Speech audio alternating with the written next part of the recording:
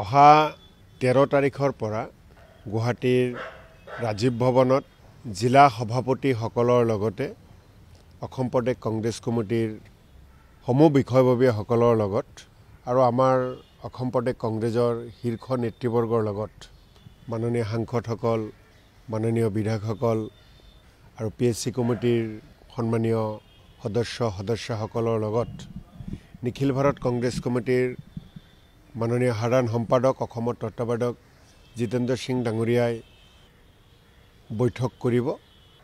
13, 14, 15, 13 আৰু 14 তাৰিখে জোন ৱাইজ জিলা পৰ্যায়ৰ বৈঠকসমূহ অনুষ্ঠিত হ'ব আৰু 15 তাৰিখে PSC কমিটিৰ মিটিং হ'ব।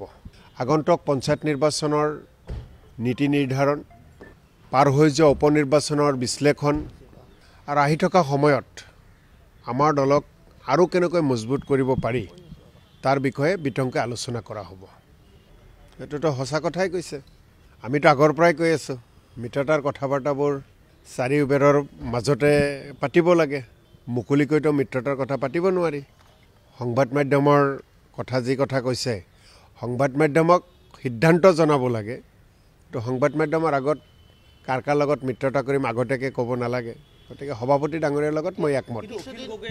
চাওক, যুদ্ধবিৰতি ঘোষণা কৰা কাৰোবাৰ লগত আমিও বাকযুদ্ধ কৰিব বিচৰা নাই। অলপ দিন অপেক্ষা কৰক। চাওক, অখিল গগৈ ডাঙৰীয়াই কেইদিনমান আগতে যুদ্ধবিৰতিৰ কথা কৈছে আপোনালোকৰ জৰিয়তেই। গতিকে যুদ্ধবিৰতি ঘোষণা কৰা মানুহজনৰ কথা বাৰে বাৰে আমাক কৈ আকৌ কিয় যুদ্ধ লগাব বিচাৰে। নতুন সমষ্টিত তেওঁ প্ৰচাৰ কৰিছে, তেওঁ ক'ৰবাত নকৰা আপোনালোকৰ দলৰ নেতাওঁতে কৈ আছে যে তেওঁ কাৰোবাৰ কোনো দলৰ এজেণ্টে কাম কৰি আছে। অখিল গগৈৰ ৰোলটো আপোনালোকে আচলতে কি দেখিছে? যিকোনো ৰাজনৈতিক দলে নিজৰ সাংগঠনিক দিশ শক্তিশালী কৰাৰ কাৰণে সাংগঠনিক কাম কাজসমূহ কৰিব পাৰে। তাক কোনো বেয়া পায়ো লাভ নাই, বাধা দিও লাভ নাই, আৰু আমি বাধা নিদিওঁ। আমি অখিল গগৈ ডাঙৰীয়াৰ ৰাইজৰ দল আৰু অধিক শক্তিশালী হওক তাৰে সদায় কামনা কৰোঁ।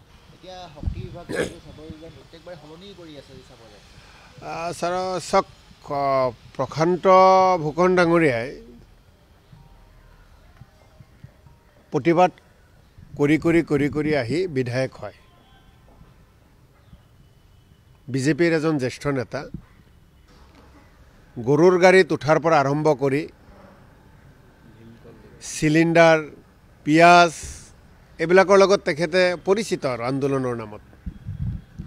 গতিকে মানুহে এইবাৰ চাই আছে যে সদায় আনক তিৰস্কাৰ, আনক সদায় বিভিন্ন ক্ষেত্ৰত প্ৰতিবাদ কৰা মানুহজন যেতিয়া চালকৰ আসনত বহে, এতিয়া শক্তি বিভাগৰ গাড়ীখন কেনেকৈ চলাই নিয়ে অসমৰ ৰাইজে চাব। কাৰণ তেওঁতো এজন প্ৰতিবাদকাৰী আছিল। তেওঁ অসমৰ ৰাইজৰ হৈ বিভিন্ন সময়ত বিভিন্ন কথা বাৰ্তাবোৰ কৈছিল। এতিয়া তেওঁই দায়িত্ব পাইছে। গতিকে মই প্ৰথমতে তেখেতক শুভেচ্ছা জনাইছোঁ আৰু আশা কৰিছোঁ যে তেখেতৰ দিনত 24 ঘণ্টাই বিজুলী যোগান পাব।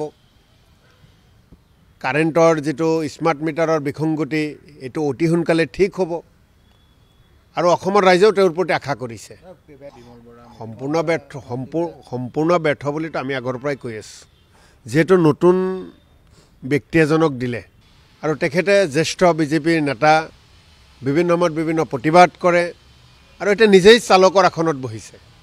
গতিকে তেখেতৰ ওপৰত বিশ্বাস ৰাখিছোঁ যে 24 ঘণ্টাই বিজুলী যোগান দিব। স্মাৰ্ট মিটাৰৰ কাৰণে যিটো প্ৰতিবাদ, স্মাৰ্ট মিটাৰবোৰ অসমৰ পৰা নোহোৱা কৰিব, মানুহৰ বিল বেছিকৈ নাহিব। চাওক, PSC কমিটি যেতিয়া হয় তেতিয়া তাৰ এজেণ্ডা বহুত আগতীয়াকৈ ঠিক নহয় আৰু যিখিনি মানে ইছ্যু, সেই ইছ্যুবিলাকৰ ওপৰততো আলোচনা হয়েই। গতিকে আপোনালোকে নিশ্চিতভাৱে PSC কমিটিৰ পিছত আমাৰ দলৰ সভাপতি ডাঙৰীয়াই হওক, জিতেন্দ্ৰ সিং ডাঙৰীয়াই হওক, আপোনালোকক সম্বোধন কৰিব আৰু কি আলোচনা হ'ল আপোনালোকে জানিব পাৰিব।